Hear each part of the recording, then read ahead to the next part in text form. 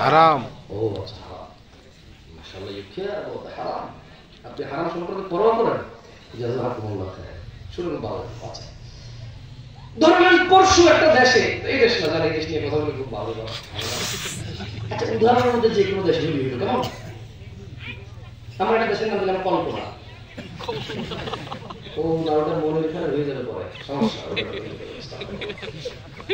কি নাম দেওয়া যাবে? দেশের নাম দেখলাম আমি কাল্পনিক। না, এটা বাংলাদেশ, আমি দেশের কথা বলতে, আমি পাগল। এত বড় করে কি বলবো?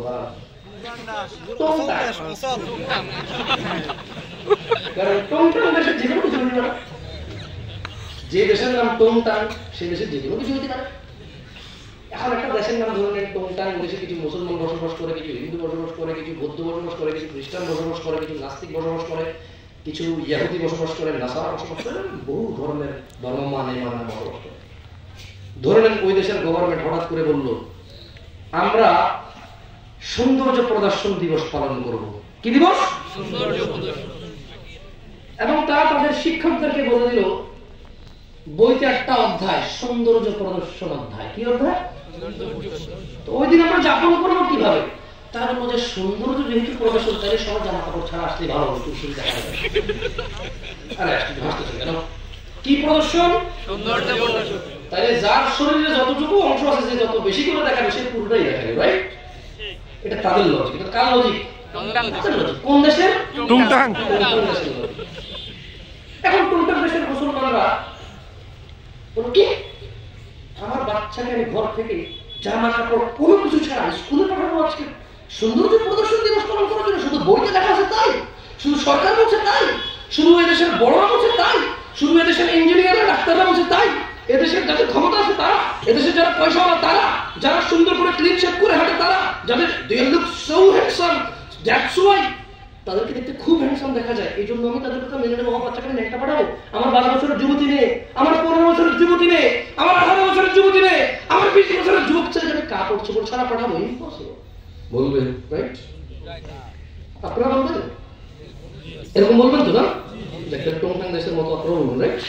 আচ্ছা, এরপর ধরেন কিছুদিন পর দিবস একটা আসবে, দুঃখ ভরা দিবস। টংটাং দেশে কি বলা দিবস?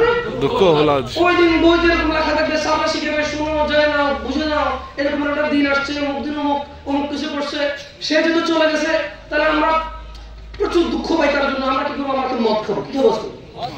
টংটাং দেশ যে কোনো কিছু হইতে পারে। এখন টংটাং দেশের মুসলমানরা গুলো কি আস্পাত করবে? কি পাগল না দিতে ভাই? ও আমার ক্ষমতায় আছে, আমার নেতৃত্বে আছে, আমাকে শাসন করবে, অন্যায় প্রতিবাদ করবে, আমি ভালো করলে পুরস্কৃত করবে, খারাপ করলে শাস্তি দেবে। মদ খাওয়া আমাদের আমার বাচ্চা কাচ্চাকে। টংটাং দেখছে মানুষ এটা মেনে নেবে না, বাচ্চাকে বলবে আজকে স্কুলে যাওয়ার দরকার নাই, যা হয় হবে, বাদ দাও। বলবে কি না? আপনারা কি করবেন?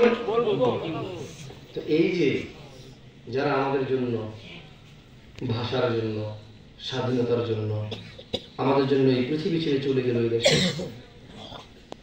এই দেশ থেকে তারা সুন্দরী স্ত্রী, ছোট ছোট বাচ্চা কাচ্চা করেছিল, বৃদ্ধ বাবা মা ছিল তাদেরও, তারাই হয়তো পরিবারের একমাত্র উপার্জনকারী ছিল। ওর স্ত্রীর গর্ভে একটা 9 মাসের বাচ্চা ছিল। ও বেচারা ভাষার জন্য হোক, স্বাধীনতার জন্য হোক, ওর স্ত্রী সন্তানের ইজ্জত রক্ষার জন্য হোক, আর পরাধীনতায় বিরক্ত হয়ে নিজের পরবর্তী প্রজন্মকে